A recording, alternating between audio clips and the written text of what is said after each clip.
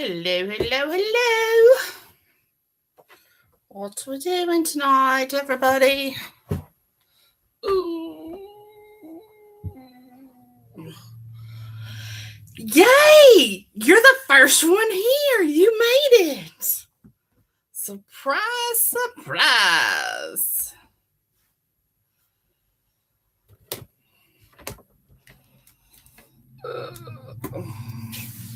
How's it going?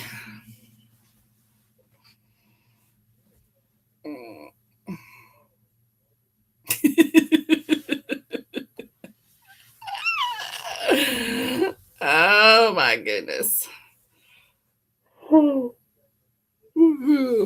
So Nina tells me you're in Facebook jail. I'm sick of Facebook. I'm just so sick of it. About ready to, if I could figure out me way, it might be all right. I'm so sick of Facebook. Just gets on my nerves. I've typed the F word a bunch. And if they ever listen to my postings on there, I'm screwed for sure. But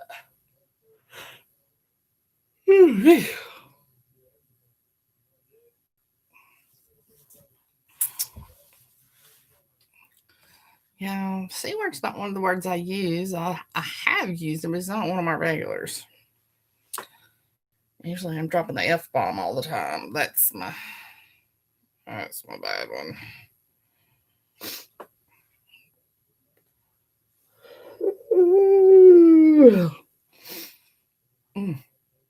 Sorry. All right, where's my girls at? It's just now 8 o'clock. I was late last night. Last night I had restarted my computer, my Chromebook, and when I went to log back into it, I couldn't remember my password, so it put me off. I'm going to get my hair cut tomorrow. Stuff's getting too long, drive me crazy. And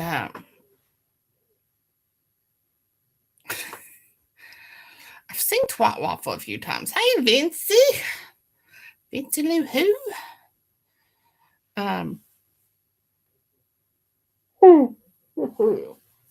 But yeah.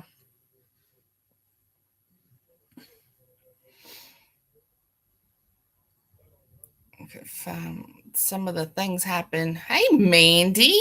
Long time no see, sister. I got on at 7:58. Thank you very much. I didn't get a phone call tonight. So I was able to get on. But I have company in there. Big Daddy's granddaughter, oldest granddaughter's here with her husband. So I had to get up and leave them. Oh, Ori. How's Miss Mandy doing? You need to come around more often, sister. We miss you. What is up with my eyeballs? I gotta put my contacts back in. These glasses are getting on my nerves.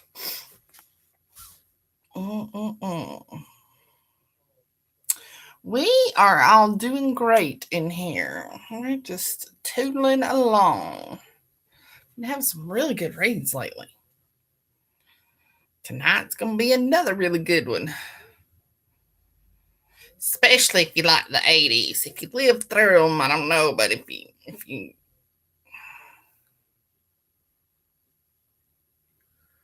what the oh, thank you. I like them. I like my red glasses too, but I've been wearing them for all week and they're just getting on my nerves. They're heavier than my reading glasses. These are my actual eyeball glasses. And they're heavier than my reading glasses, so they're just getting on my nerves.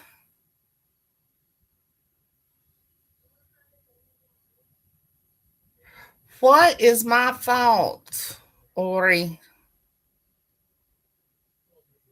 I didn't do it. Working on a new book. Whoop, whoop, whoop, whoop. What about my help? Oh, don't look at me. You created that monster. I'm still looking for my crown. Still ain't found my tiara.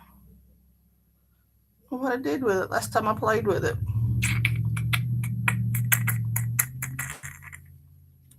It's around here somewhere. All righty. 2 more minutes and we'll be ready to go. Let's give everybody time. We most of us in here lived through the 80s. We were born in the 60s and 70s. Lived through the 80s. I don't know about reading. Well, then she can come find it from Ronnie. I ain't getting on him. He's my buddy now, so she gonna freak out when I find my real tiara and she don't have one. Guess that's on my Christmas list for her too. Anyway, oh no, Kenny. I lived through the 80s. That was enough. Apparently, I was a wild child of the 80s because that's what my ex husband called me while we were dating. And then I had a car tag, painted car tag on the front of my car, and it said wild child. Savannah James was good, but I can only handle so much 80s stuff, y'all. Best thing came out of the 80s was leggings, stirrup pants leggings. I wore them back then, and I'm wearing them today. Literally. Love my leggings.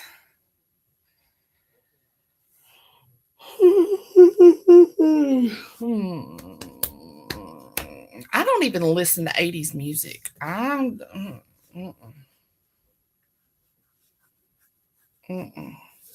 No, I should have been born in the 20s and grew up in the 40s, 30s and 40s cuz that's my music era.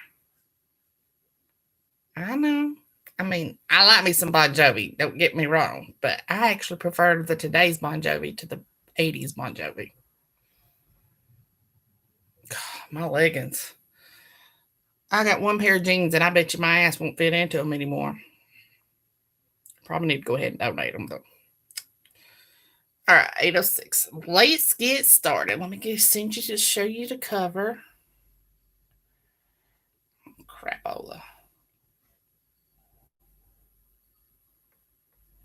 Then we can get started. Cover.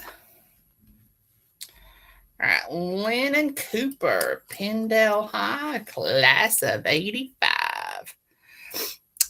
The only problem I have with this picture is her hair's not big enough for somebody that was in the 80s. Just saying.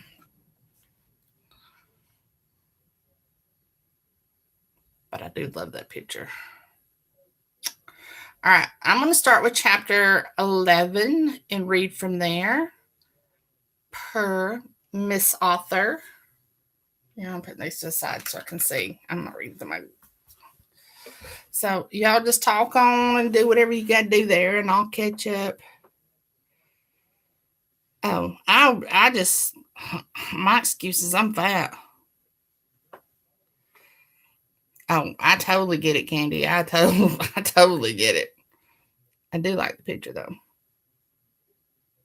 Oh yeah, the prologue. Oops, thank you for reminding me. I forgot. Okay, prologue. Lennon Cooper turned her stereo up until the walls of her bedroom shook. Beyond furious with her mother, she blasted the anthem of her life, Pat Benatar's Hit Me With Your Best Shot, on her hi-fi system. A gift from the studio, one she hadn't let that woman take. This time, Elise Cunt Cooper would not ruin her life. Not this year. This year she'd be a senior. Having never attended a real school, Lennon was determined to go. She deserved the experience of being a real kid. In just 31 days, 20 hours, 26 minutes, and 34 seconds, she would turn 18. Elise would no longer have control over her. For 2 brief, amazing years, her grandparents were able to wrangle her away from the incubator. They'd been the most amazing years of her life. Though she was forbidden to go to public school, the rest of her life was normal. Paradise ended when her mother started fucking a high priced lawyer, better known as a shark. As a result of the legal battle, she gained part of her income.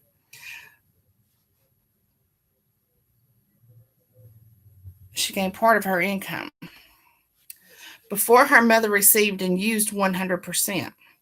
Story of her life. It completely revolved around whoever Elise was fucking. Lennon's grandparents spent every dime they could spare, short of going homeless, to retain guardianship. 2 days after her mom won, she dumped the lawyer and went back to her full-time gig as a groupie. While Lennon had zero problems with her being a groupie, she did have a problem with being dragged backstage while her mother fucked some random rock star. From the tender age of 3 months old to last night, her mother took her backstage to every concert while she hunted the next big star to have sex with. Lennon, often forgotten and left to her own devices, found some safe place to hide until her mother yelled her name. Being seen, maybe seeing all the sex and drugs, had turned her off sex. At 17, Lennon had yet to find anyone she wanted to have sex with. The cunt started calling her fun names like frigid and bitch. In front of others, she referred to Lennon as the Ice Princess. If someone asked, she'd laugh and say, Lennon is so cool and collected when she says her lines. It's like ice runs through her veins. Lennon knew the truth behind the statement. Just one reason she asked her grandparents to enroll her in Pendale High, the only high school in America that combined both the School of the Arts and a regular academic school. Most of her classes were directed at honing her acting or modeling skills, yet she managed to sneak in a music class. Tomorrow she'd break the news to the incubator. Lennon dotted all her I's and crossed all of her T's in preparation for the upcoming showdown with her mother. The last big fight took place on her 15th birthday. In the end, Lennon won the right to spend 1 weekend a month with her grandparents. She agreed to give her mom 40% of her income instead of the 33 negotiated by the shark. All righty, now then, we're going to skip ahead to chapter 11. She woke up Tuesday morning ready to hop out of bed and head to school, only to remember she couldn't. Cade must have heard her stare. Strong arms wrapped around her and pulled her tight. His lips moved to the back of her neck. How about going with me today? I'm going to look at houses. With the band's tour coming to an end, we've decided to take a year off. I want a place close to my parents. I'd love to. They spent the next 2 days looking at one amazing house after another. Out of all of them, one stood out to Lennon. The house, located on 20 acres, was only 15 minutes outside the city. It had beautiful gardens, lots of trees. The house, recently built, hadn't been lived in. The previous owners had it custom built. Then the husband received an employment offer overseas that would be crazy to pass up. It had an enormous professional kitchen. Lennon daydreamed about cooking in that kitchen, her belly round with Kate's child. He stood beside her, helping her make breakfast. In her dream, Kate couldn't keep his hands off her. He had to constantly touch and kiss her. He'd scoop her up and carry her upstairs to their large bedroom. He would place her on the bed and make love to her until she was entirely sated. Whatever the word meant, she read it in a romance novel. Each night she fell asleep in Cade's arms, feeling safe and loved, even if neither of them said the words. She could feel it. With no school and little homework since she tested out of her academic classes, they decided to go to New York early Thursday morning instead of waiting for an overnight for an evening flight.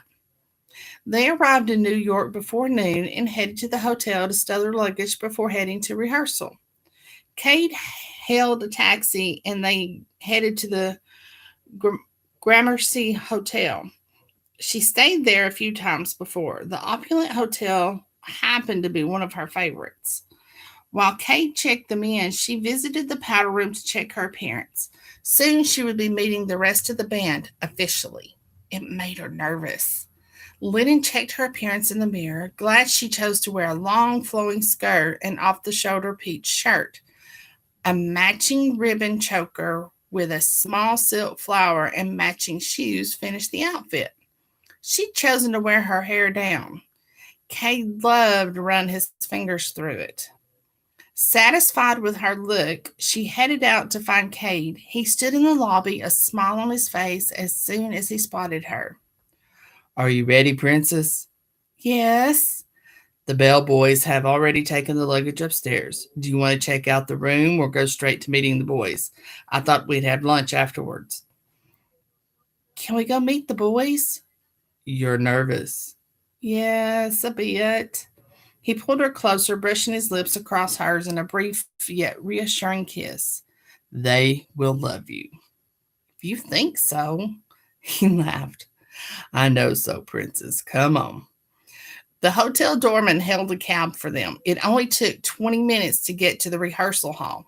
Cade opened the door and took her hand after the cab pulled to a stop. Keeping his hand linked in hers, they entered the studio. Lennon followed Cade into the studio, butterflies dancing in her stomach. Seconds later, a heavy metal version of Waiting for a Girl Like You started playing. Her eyes grew wider as Cade led her closer to the band. Once they were inside the room with the band, he took over singing the song. He turned to look in her eyes. Every word melted right into her heart. No fucking way could this be happening. When you love someone, it feels so right, so warm and true. I need to know if you feel it too. Maybe I'm wrong. Won't you tell me if I'm coming on too strong? This heart of mine has been hurt before. This time I want to be sure.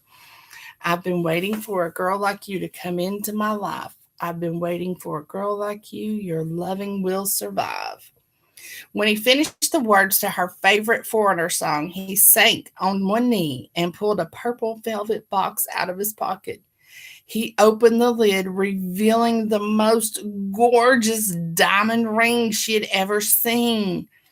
A large princess cup, purple diamond set in the center, nearly the size of a dime, the stone set surrounded by a dozen or more black diamonds.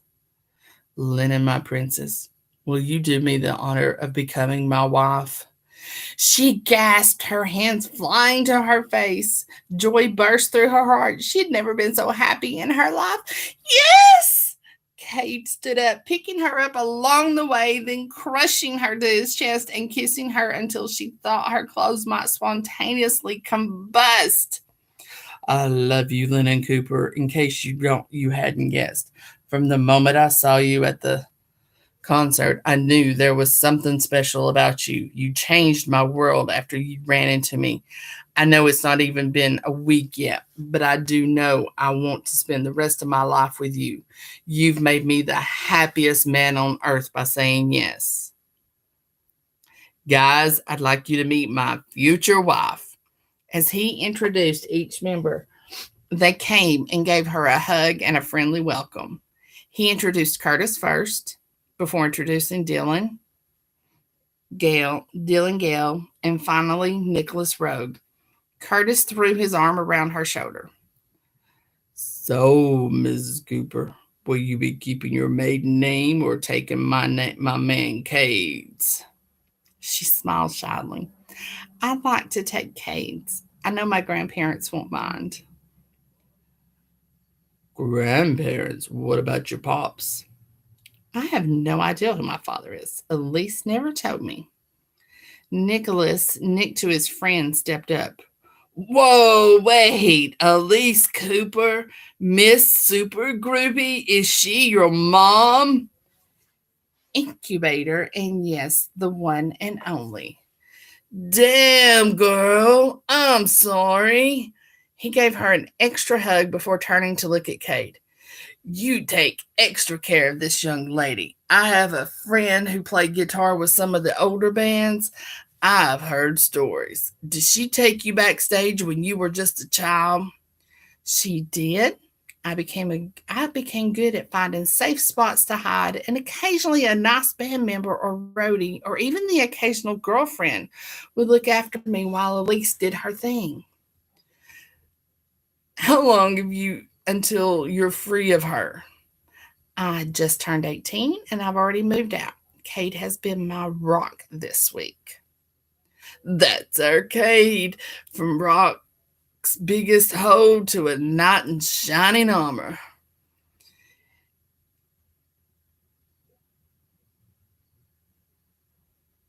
If anyone is Rock's biggest hoe, it's you, bro. Oh, I meant. If anyone is Rock's biggest hoe, it's you, bro. I mean, you do have the nickname Cat. Curtis laughed before playfully slugging his bandmate in the arm. Whatever, dude.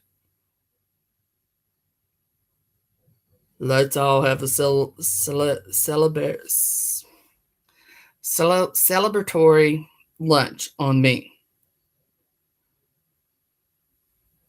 Well, as long as it's on you, let's go to Tavern on the Green. Oh, well, as long as it's on you, let's go to Tavern on the Green. You'd have to wear a jacket and tie. I'm thinking the quilted giraffe. They had an amazing lunch at the Quilted Giraffe before heading back to the studio. The next several hours flew by. She was exhausted by the time they got back to the hotel. Kate surprised her when he pulled out a key to the private elevator, the penthouse suite. Lennon's jaw nearly dropped when they entered the large, luxurious suite. Located on the 17th floor, the hotel spared no expense to decorate the set of rooms. It bragged a, it bragged a wood paneled kitchen with a separate dining area, a living room, library, and massive king bed suite with an oversized soaking tub. She briefly wondered if both she and Cade could fit in the tub together. I mean, they were engaged now. No reason to think he wanted a one night stand. Even the ugliest version of Elise's voice couldn't penetrate her bubble of happiness. Penny for your thoughts. She gave a short, startled shriek. Sorry, Princess, you seem lost in thought. Everything all right? I'm just admiring the tub. Do you think it could fit two people? Do you have any two particular people in mind? Lennon smiled and nodded. Good. I like the way you think. Kate turned her around, running one hand down her face before drawing her in for a sweet kiss. Can you wait one more night, baby? I have something special planned. Yes, but it won't be easy. Not even a little. I'll order room service while you take a nice soak in the tub. Lennon agreed, heading to the bedroom again to find her clothes were already unpacked and put away. She grabbed her favorite cotton pajama set. Heading to the bathroom, she added lots of bubble bath before climbing into the large tub. Chapter 12. Cade woke her up with a kiss. Sunlight streamed through the windows. Good morning, Princess. I hope you don't mind. I have several surprises planned for you today. No need to get dressed yet. Lennon sat up, smiling at her fiance. Oh, she loved that word. She loved Cade. Matt. Go away. Her grandparents were going to flip. They'd love him too. Excitedly, she got out of bed, taking the fluffy terry cloth robe off the hook in the bathroom after brushing her teeth. She didn't want to kiss Cade with morning breath. Tell they ain't been together long. Her mind was going a million miles an hour, wondering what her surprises could be. She rarely received them. Stepping into the living room, she stopped dead in her tracks. One side of the room held a rack of white dresses. They looked like wedding dresses. Cade, Morning, my love. Would you marry me today? Just you and me at a justice of the peace. Later, after you graduate, you can have a great big wedding. We can keep it a secret. I just can't wait for you to be Mrs. Dupree. this is all so fast. Does that worry you? Do you think we will burn out? No, princess, I don't. I've always believed in love at first sight. Both my parents and my grandparents on my father's side have love stories that made me believe. We'll still be together 50 years from now, and I'll chase you around the room with my walker until you let me catch you just so I can kiss you senseless. Her cheeks pinked. If he keeps talking to her like that, it might work. Hey, Olivia.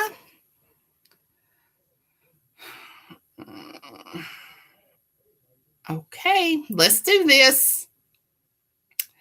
I was hoping you'd say that. Pick any dress. I have a hairdresser and makeup artist on the way, and I've arranged for a car to take us to a private justice of the peace. I didn't want to take a chance of being recognized at the courthouse. I see you have it all planned out. She laughed. I do, my sweet. I'm going to get ready in Nick's room. The band knows, and I assume you will want to tell Joss and Kevin. Is that all right? Yes. He brushed a soft kiss on her lips before heading to the door. I'll see you in 90 minutes. I can't wait. 5 minutes later, the makeup artist and hairstylist arrived. The stylist twisted her black and burgundy hair up into a French knot, pulling part of her bangs to one side and letting them hang. On the other side, she put white flowers and pearls in. The result was both stylish and beautiful. The makeup artist did an amazing job. She had on a full face, but it looked natural. Her full lips, a light shade of blush pink. After they were done, she searched through the rack until she found a dress, which she thought to be appropriate for a casual wedding. The short white sleeveless dress had a semi full skirt and ended inches above her knees.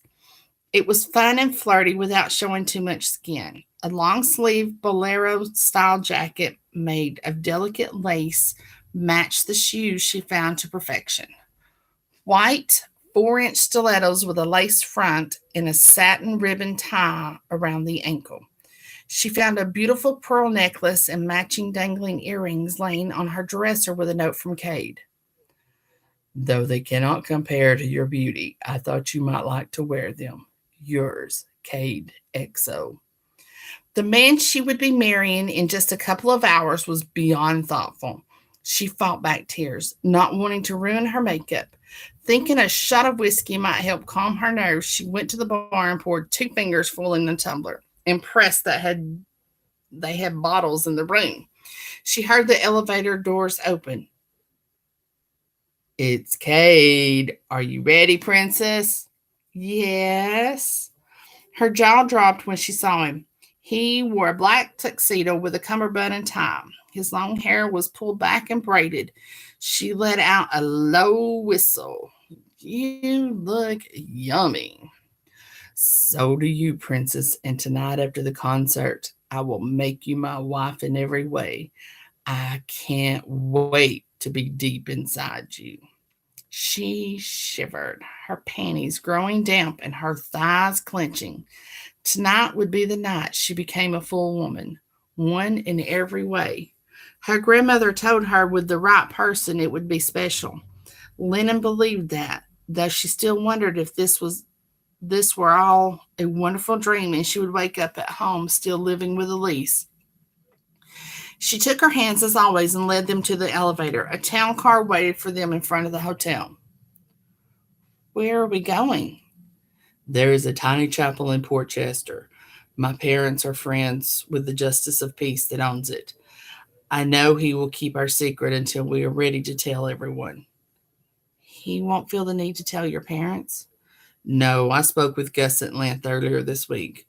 I would have had to call him back and had you said no. As if that would ever happen, she laughed. I knew it was too soon for most. I just hoped that you were on the same page.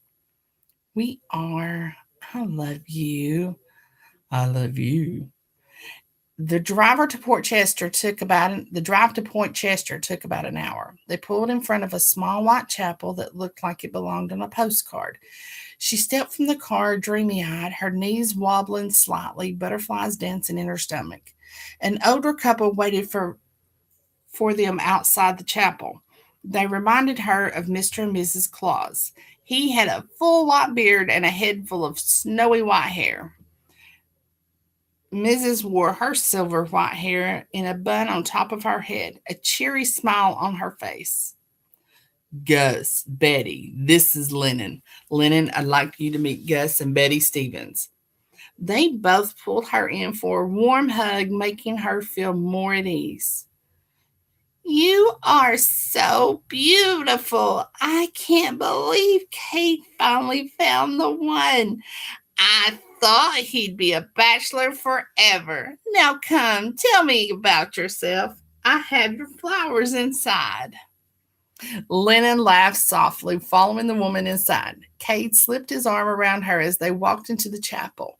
He leaned down to whisper in her ear. See, I told you they'd love you. They are so sweet, Cade. I think so too.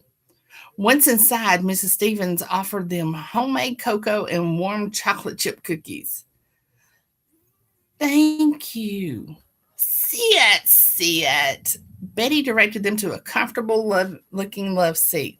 The soft red piece of furniture only furthered her comparing the Stevensons to Santa and his wife. The four of them chatted for a while before Gus motioned for them to follow him to the front of the chapel. Betty brought her a beautiful nosegay of white lilies and jasmine. Gus looked at each of them in turn. Are you ready? They both nodded in affirmation. After the third round of ovations, the band called it a night, ending their tour. Kay told her the band planned to take a year off, possibly 2 years. He promised to take her away somewhere over Thanksgiving break for a short honeymoon. Once they had the big official wedding, he wanted to take her on a 2-month long European tour. A quick trip back to the dressing room, Kay took a shower and changed into jeans and a t-shirt. Her butterflies were back and they were fierce. She grabbed a beer and drank half of it while her husband took a shower. Her husband. She married Kay Dupree. Husband. A word she loved and treasured. Ready, princess? She took his hand and then walked to the waiting town car. The trip to the hotel seemed like it took forever. If they had chosen a limo for the night, Lennon had a feeling she would already be naked. The sexual tension in the car was through the roof. Her panties became soaked just thinking of all the places and ways he would touch her. She didn't have any personal experience, but she did read a lot of romance novels. Surely some of it was real. They made their way quickly to the elevator once they arrived at the hotel. Once inside the elevator, Cade slammed her against the wall with a fierceness that surprised her. His lips were on hers in a near savage kiss that stole her breath away before he left a fiery trail down the side of her neck. He pushed her leather jacket to the floor, leaving her shoulders and back bare. The little black dress she wore left little to the imagination. Cade turned her around, standing behind her. He used his knee to push her legs apart. Slowly, he kissed down each strap that crisscrossed her mostly bare back. Lennon closed her eyes, the sensation of his lips on her bare skin making her nipples harden. Things down low tightened within her. Her already damp panties were now soaked. Each kiss, every caress, and his knee against her panties. He moved his leg up, applying pressure. The need to grind against his leg overwhelmed her. She rubbed her wet panties up and down him, causing a delicious pressure between her legs. A loud moan escaped her mouth as they reached their 17th floor destination. Bending slightly, he swooped her up in his arms. I'll do this again, baby, when we enter our home.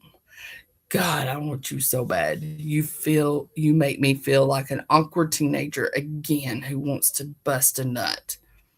He carried her into the bedroom, laying her down on the bed before removing his shirt. Her hands roamed his bare skin with a hunger she'd never possessed. After removing his shoes, he crawled in bed beside her. He His mouth found one hard nipple. He bit and licked it through her dress before unfastening the tie at her neck and moving the dress down. Cade kissed every inch of her skin as he bared it. Fire licked at her core, burning her from the inside while each kiss, each flick of his tongue drove her closer to the edge. Panting, she moaned his name, her hands in his hair. She heard him chuckle. Don't worry, princess. I'll quench that fire in due time. I need to touch every inch of you before I sink my cock deep inside that gorgeous pussy of yours. Damn, I think God made this body just for me. You did save it for me, didn't you, princess? You saved this lusciousness just for daddy. Yes, Cade, she panted. He bit down on her nipple, causing her pleasure, pain senses to register a new delight. Say yes, daddy. Cade slipped one long finger inside her drenched folds as he said it. Her hips bucked. Oh, fuck. Oh, fuck what, princess? Oh, fuck, Daddy. That feels so good. That's my sweet princess. Now let daddy taste you. He slipped her dress down the rest of her body, down to her waist, then over her hips. His tongue lathed her newly bared skin, each lick creating a new wave of fire. She twisted her hands in the bed sheets. Once he pulled the dress down over her feet, he slipped off each of her black stilettos, kissing the arch of each foot as he did. I was waiting for those flames to pop up. Then I just wasn't sure who was going to be, Vincy, Ori, or Olivia. Then he kissed both her ankles before kissing up one leg to her thighs. Cade gently parted her thighs. His nimble tongue made one long swipe from the bottom of her juicy pussy lips to her clit. Lennon came undone when his tongue circled the sensitive bundle of nerves. Her back arched off the bed, hips bucked. She called out his name as her first orgasm ripped through her body, leaving her quivering with need under his expert tongue. Good girl, you came for daddy. Before she could respond, he once again put his face in between her legs, nipping at her outer lips before sucking one in his mouth. His tongue swirled, twisted, and delved into innermost regions. Juices ran down her legs, soaking the bed beneath her. Cade continued his onslaught, lapping at her juices, sucking them into his mouth. He moved up to her clit, swirling his tongue over the sensitive bundle of nerves as he slipped one long finger inside her. He curled his finger on the outstroke, hitting her G spot. Her hips bucked as she moaned, Daddy! He stopped, looking up at her face. Yes, princess. Please, I need you. I want to feel you inside me. Soon, I need to make you sure you're ready. I'm a little bigger than average. She panted, moaning her need her knee becoming frustration as he continued. He added another finger, stretching her wider, making her moan louder. When he added the third finger, she nearly came unglued. She was so close to the edge. Cade rubbed his thumb over her clit as he continued to stroke in and out of her. When he moved his thumb and sucked the bundle into his mouth, she screamed again as another orgasm rocked her body. Ready for daddy, princess? Yes, please, I'm ready, Daddy. Cade stood up, finally taking off his pants. Lennon sat up on her elbows, taking in every inch of his body. She gasped when his hard cock sprang free. He was long and thick. Holy hell, how was he going to fit into her tight little box? He smiled at her, watching her eyes go wide. Crawling up her body, he kissed her thoroughly. The head of his cock teased her lips. He slid the head inside before pulling it out. It will only sting a little, then I'll kiss it all better, princess. With one swift stroke, he broke her maidenhead before stilling and letting her body adjust to his size.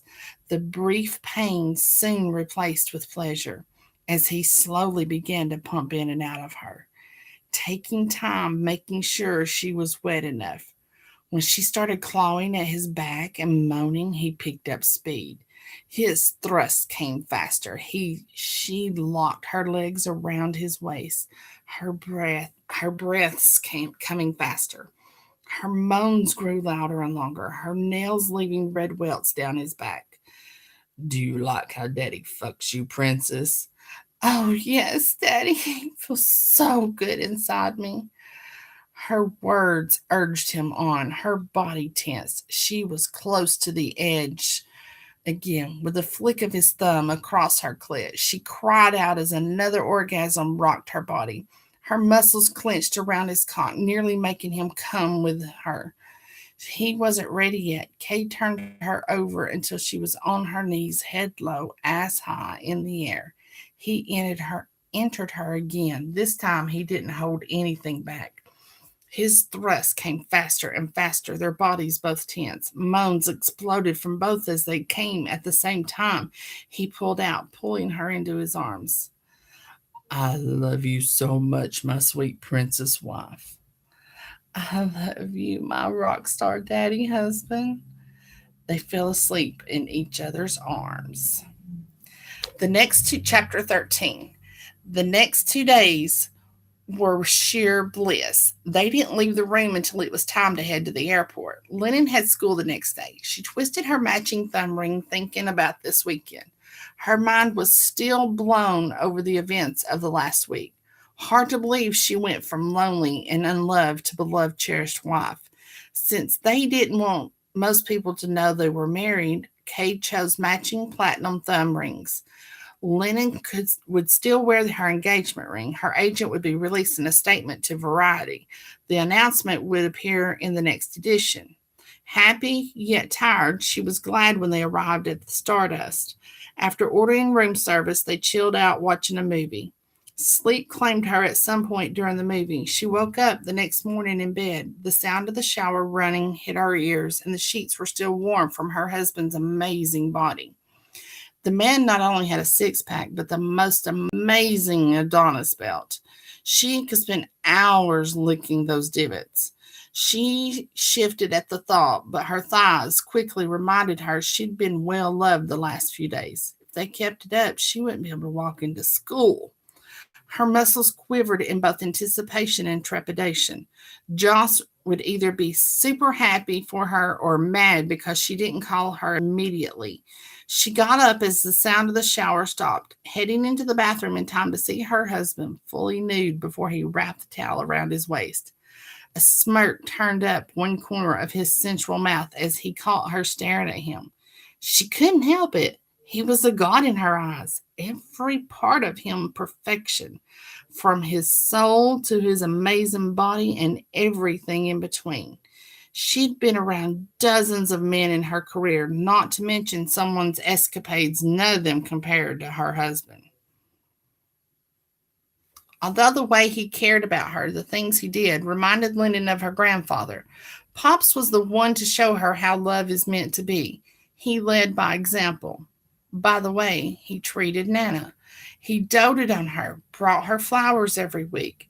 Many of them were wildflowers he collected on his morning walks. They went on dates twice a week. Pops would make an excuse to go out so he could arrive at the time of their date with a bouquet from the florist. Always the same 2 red roses, 4 white daisies, and purple lilacs. Pops gave Nana the same bouquet on their first date. Each flower had different romantic meanings.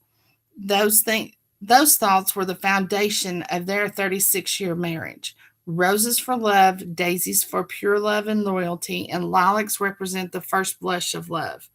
She could see herself with Kate in 36 years.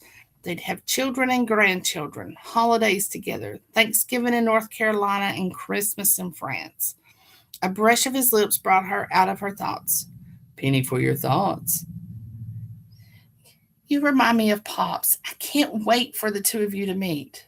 Why don't you call them and ask them out to dinner? We can go tonight after you get out of school. I'll be done with my meetings by then. She threw her arms around him, not caring he was getting her all wet, kissing him fiercely. Have I told you how much I love you? It never gets old, Princess. I love you, Kate Dupree. I'll call Nana before I shower. She will be up, and Pops will be on his morning walk gathering flowers. You'll have to tell me that story. I would, but Nana tells it better. Invite them to whichever is their favorite restaurant. That's easy. Steak and potatoes. I like the way he thinks. Now, if you keep looking at me that way, you won't be calling Nana or walking anytime soon. Lennon blushed, turning away and heading to the bedroom to make the call. Her grandmother answered the second ring. Lennon, she laughed. How do you always know? It's just a grandmother thing. You will know one day. Can you and Pops come to dinner at Vale's? There's someone special I'd like you to meet. He must be special if you want us to meet him. We'll see you at 7:30. I'll call and get our table. I love you. I love you too, Nana. She hung up the phone. Dinner at Vale's at 7:30. I'm looking forward to meeting them. Now get ready, Princess. You don't want to be late. They made it to school with 15 minutes to spare. No time for breakfast. She dashed to her new locker, grabbing what she needed before heading to homeroom. Joss and Kevin were in her homeroom class, and she hoped they showed up early. Joss launched herself across the room and threw her arms around Lennon as soon as Lennon stepped into the classroom. Oh my God, I missed you! Tell me everything. Then she spotted the engagement ring. Lennon, is that what I think it is? She smiled and nodded. Yes, he proposed Thursday afternoon. We went straight from the airport to the rehearsal studio. As soon as the band saw us, they started playing Waiting for a Girl Like You. Joss, when he dropped to one knee, I thought I might faint. Joss hugged her again, both now jumping up and down, giggling. I have more to tell you. She paused, looking around. Later. You're going to let me twist in the wind all day? I'm sure we can find someplace quiet in the senior lunch squad. I'll have Kevin and the team form a wall around us if I have to. You will tell me that secret. Okay, chill. I'll tell you at lunch. Wait, Joss narrowed her eyes. You've had sex, she whispered just loud enough for her BFF to hear. Lennon's cheeks burned bright red. At lunch, I promised to spill everything. You better, girl. You owe me dirt. Pinky swear. Lennon held up her pinky to link it with her BFFs. Joss linked pinkies with her. Pinky swear. Oh, and before I forget, the play. Pinky swear. Oh, and before I forget, the play tryouts are after the last period in the auditorium. They are doing White Christmas this year. You should totally try out with me. We could be the Hang sisters. I love that idea, but Kate will be here right after school to pick me up. No problem. Kevin can get him and they can watch us try out. Do you mind, Kevin? He should be near the senior parking lot right after the last bell. Sure, Lennon. I don't mind. The bell rang. They all hurried to their seats before the teacher did roll call. He could be cranky if you were late or not in your seat. He gave out more detentions than any other teacher at Pendale. Lunch finally arrived. Lunch finally arrived when, even though she wanted to eat, she headed to the senior lunch quad without hitting either cafeteria first. She spotted Joss and headed toward her. Joss, true to her word, stood by Kevin and four other football players. They walked several feet away and formed a loose knot, talking, but more important, blocking anyone else from seeing them. Spill! She laughed. You're so impatient. Just tell me about the sex. Is he amazing? Oh my God, did you have an orgasm? It took Kevin and me several times to figure it out. The sex is mind-blowingly amazing. He gave me multiple orgasms before he even took off his pants. Joss squealed. Is he as big as he looks? Girl, how are you walking? Color tinged Lennon's cheeks. Bigger and barely. There's something else, though. Lennon leaned in closer to her friend, dropping her voice to a whisper. We got married on Friday. No, you didn't. Why didn't you call me? Why am I just now finding out? How am I supposed to be your maid of honor? Are you putting out a press release? We are keeping it private and plan on having a big wedding after graduation. Of course, I want you to be my maid of honor. I can't think of anyone else I would want to stand by my side. I didn't tell you because after the concert, we never left the hotel suite. Not until we flew home. Come to dinner tonight. The parents are gone. We can eat pizza in the room and you can tell me everything. I'm taking Kay to meet Pops and Nana. Okay, I'll let you out of it, but after school tomorrow, we are going to Wheelies. You tell that sexy as fuck husband of yours. She dropped her voice to a whisper as she said the word husband. Deal. I'll tell you after we give the performances of our lives and nail those roles. Now, can we eat, please? Her stomach chose that time to rumble loudly, punctuating her need for food. Let's go. After all, you need to keep your strength up. All right, almost through. The day flew by. She only heard a few snide comments and snickers. Mr. Dunn made sure everyone knew the nude pictures were not her. Elise was never mentioned and had been strangely silent. She met Joss at the auditorium. Joss tossed a script at her. Lennon went to work memorizing lines for Betty Haynes. Lennon loved the movie and often watched with her grandparents during the holiday when she could be with them. Mr. Marino started calling the names of students. If he read them in order of sign up, she would be the last or close to it. She didn't mind. The chance to play one of her all-time favorite movie characters would be worth it. Plus, she'd get to sing and dance, not to mention the amazing costumes. Kate slid into the seat beside her around student number 20. He leaned over and kissed her on the cheek. I see you survived telling Josh, she giggled. Only if we promise to treat her to Wheelies after school tomorrow. We can do that, Princess. Did you have a good day? I had a very good day. Mr. Marino turned around looking for the monsters who would dare talk during tryouts. Kate squeezed her hand and she raised her other one to cover her mouth to keep her laughter as solid as possible. Joss went next and did an amazing job. She might be prejudiced, but she's the best Judy she saw so far. Not that she got to choose. She wondered who Mr. Marino would choose for the part, then crossed her fingers and sent a prayer upwards. Finally, her turn came around. She seemed to be the last one. Taking a deep breath, she centered her thoughts. Drawing a breath in, she pictured what it would be like to be Betty. Channeling her inner Rosemary Clooney, she stepped into the spotlight, giving her information to Mr. Marino. And that's it, y'all. That's all, folks. Glasses. Here we go. So, what y'all think? It is free on KU. And I don't know how much. And just think I started chapter 11, so you got 11 chapters to read, 10 chapters to read before you get there. And let's see.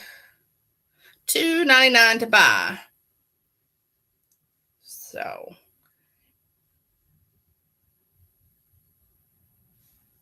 And this is also part of the Pendale High that has Savannah James in it as well. So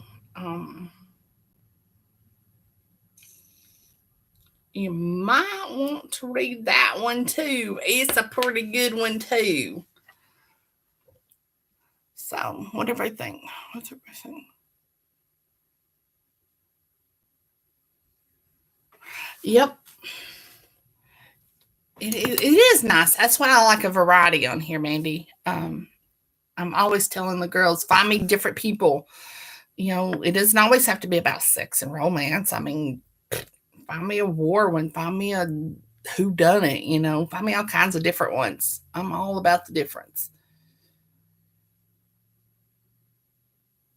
Oh, you didn't know that Ori and Nina were the same ones. Yeah, sorry. Sometimes we forget to tell people. Woo!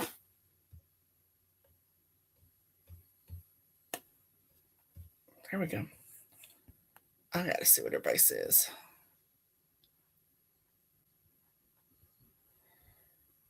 Whoop whoop! Mandy's got a new book coming out. All righty. We can thank serial killers too. I don't care. All right, everybody. So as you can see, my throat is now gone. It's now raw from all the reading. I have a live read Sunday, don't I? Ori, Benzie, somebody. Don't I have a live read Sunday?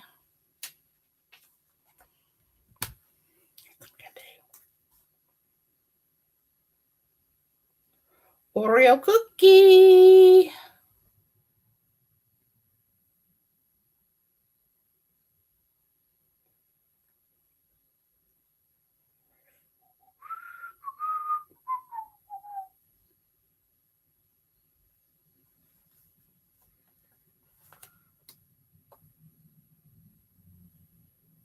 I'm looking it up.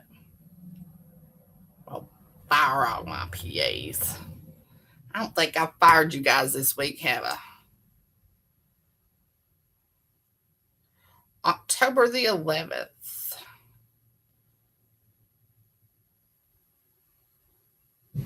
Who is that? Stop.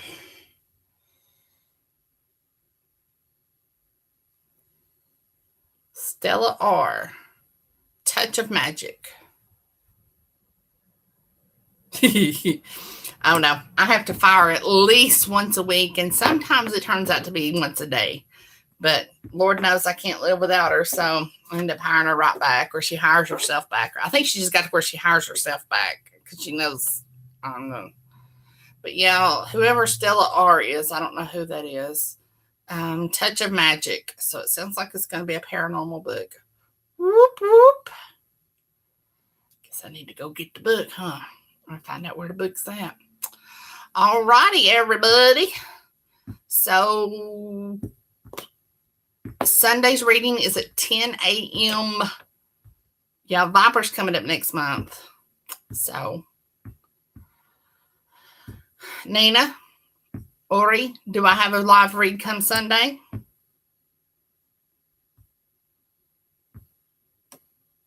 Oh, yes. Yes, Candi. Please, Candi. Yes. We like them same sex scenes around here, don't we, Mandy? And it don't matter if it's male or female. We don't care. We're not picky. We just like it. So yeah. So alrighty. I'll see you guys Sunday morning, 10 o'clock Eastern time. Get your butts out of bed. If you're not going to go to church, you might as well come over here anyway, because it's going to be what it's going to be. All right, folks. Have a good one. Happy reading. Talk to you later. Have a good weekend.